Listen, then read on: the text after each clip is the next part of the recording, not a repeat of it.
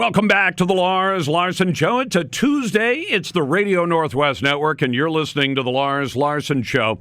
I want to bring some new information to a story that even, sometime after it originally happened is still a bit of a mystery. Let me remind you of what happened, and then I want to talk to my friend Andy No, who's a conservative journalist who's actually literally put his life on the line out there because he's been beaten badly as he tries to do some of the news coverage that he's done.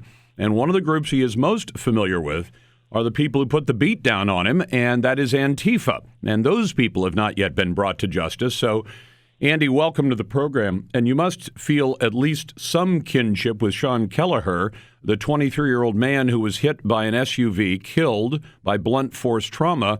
And yet we haven't found any bad guys in that situation either. We haven't figured out what's exactly happened. Welcome back, by the way. Thank you for having me on. Yeah, I do feel sympathy for him. I think he's another casualty of this extremist ideology. Sean Kelleher, I had crossed paths with him several times, and he is now the second person who is or was connected to Antifa who has died. The first one being the Tacoma ICE bomber, who I also had met in Seattle last year. And Sean was killed in mysterious circumstances a week and a half ago. And the whole situation is just becoming more and more curious. His mother has come out to to demand that nobody speak to the media about what's going on. So it's keeping us in the dark. Antifa associated accounts are telling people to delete their communications with Sean. Sean was very active in the Antifa community. He was, I had seen him involved in violence before, and with information we know is that there was gunfire involved outside of the Democrat headquarters, and a car that hit him, and a car that was abandoned there. And a witness who spoke to media says he saw a group of people running away after this happened. So far, nobody's is speaking up to police or the media about what they know. And I'm continuing to cover this because I think regardless of Sean's violent actions when he was alive and his connections to a violent extremist group, he deserves justice. And if we just remain silent, this will get forgotten, because Antifa is very, very good at keeping the communications always on encrypted channels and then deleting it.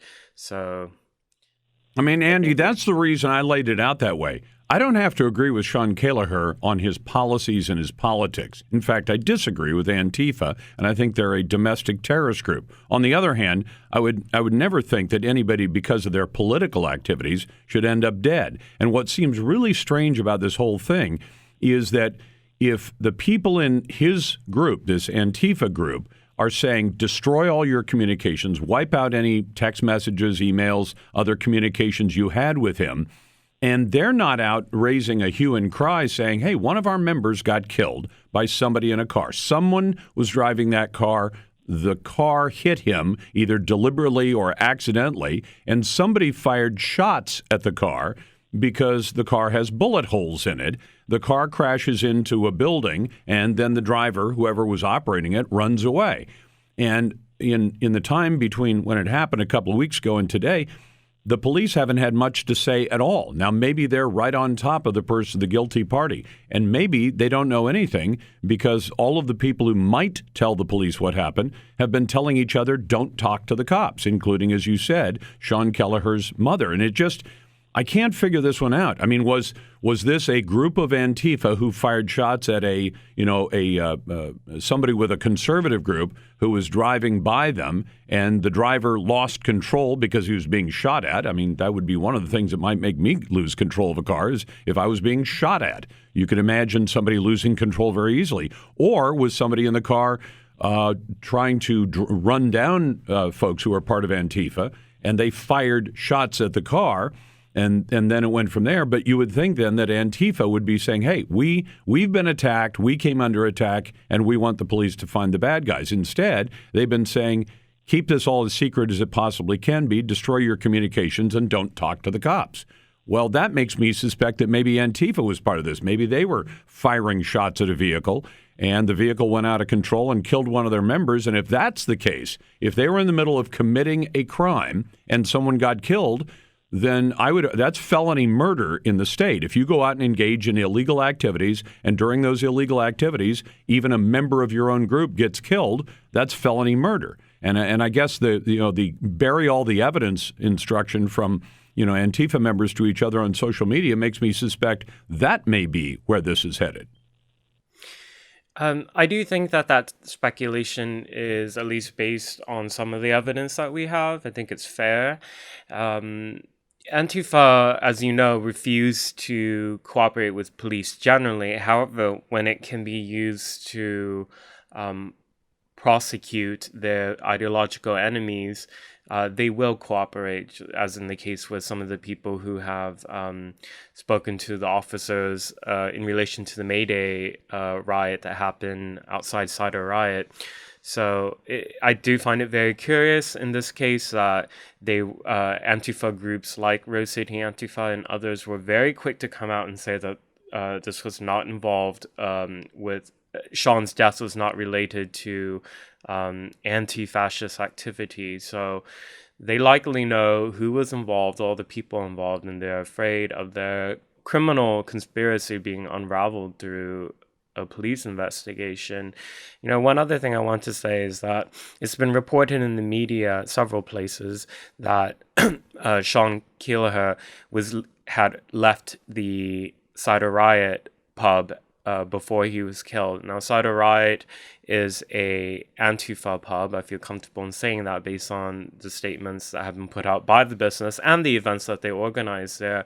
And I'm not sure if the police are aware of this, but that building has security footage outside. So hopefully that security CCTV footage of Sean leaving and anything that happened in or around there was turned over to the police. Now, do you know whether it has been or not? I'm talking to the conservative journalist Andy No, because you would think if he was leaving with a group of people, you'd want to know who were those people that were leaving the bar, the Cider Riot pub, with him so that the police could go talk to them and say, were you with him when this car hit him? And if so, can you provide us with a description? But as you said, Cider Riot has identified itself as an Antifa hangout. So does the footage still exist? And if they have it, what have they done with it? And why is it that there seems to be a cone of silence around this whole investigation where it should be fairly simple? Identify the witnesses, figure out who was driving the car, who owned the car, and who may have stolen it or who may have been driving it, and then go talk to those people and say to them, what happened to this young man? Why did he end up dead? And is somebody criminally culpable for that death? Just silence right now, kind of like your case where you're beaten in broad daylight on a downtown street just a few blocks from the police headquarters, and months go by and they don't bring any charges against the people who did it to you. Yeah, one more thing that needs to be mentioned that hasn't really gotten much media attention is that Sean's comrades did a memorial for him by vandalizing the Democratic headquarters. And the messages that were sprayed on there were really disturbing, calling for people to kill police. And this was left up there for days and days.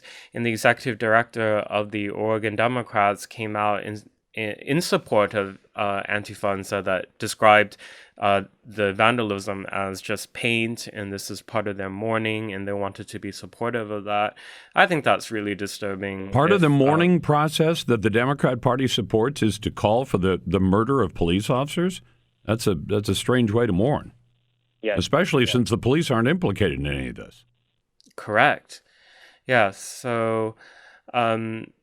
Again, regardless of Sean's past actions, and he's threatened me before for recording his comrades back when I was just a student journalist. So, I that's the other thing too. The media coverage has sort of lionized him as this progressive hero, but there's this other side of him that needs to be put out as well. Is like he was a violent extremist and was involved in a violent extremist movement, and I hope that he gets justice. Though he deserves it. And He does. He deserves justice for his for whoever killed him.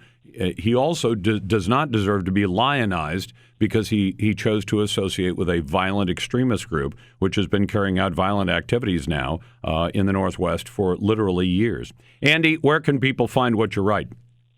I mean, other than Wall Street journalism, highbrow places like that, where else can they find what you write?